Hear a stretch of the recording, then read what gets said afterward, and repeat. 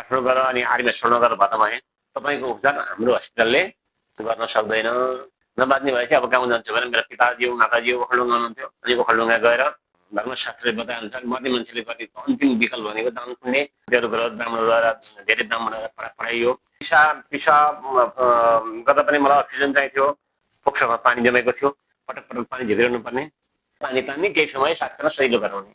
सञ्जीवनी आयुर्वेदिक जुन हेटौडामा तुलसीगिरी हुँदो रहेछ त्यसमा विविध औषधहरू मिक्स गरेर खानुपर्ने रहेछ। आयुर्वेदिक औषधि अनि 15 दिन पश्चात केही सुधार भएको मलाई अनुभव भयो।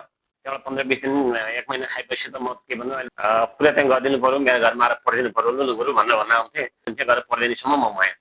सञ्जीवनी नभेटाए त गइसकिन्थ्यो, त्यो त फरकै पर्ने थिएन किनभने मलाई सुधारेकै त्यसैले नि। सञ्जीवनी औषधि पनि ठिक छ, त्यहाँका चाहिँ आयुर्वेदिक औषधिहरू छन्, सम्पूर्ण कुराले जाने परिपूर्ण छन्, तिनीहरूलाई चाहिँ मिलाएर खान सक्नु पर्यो।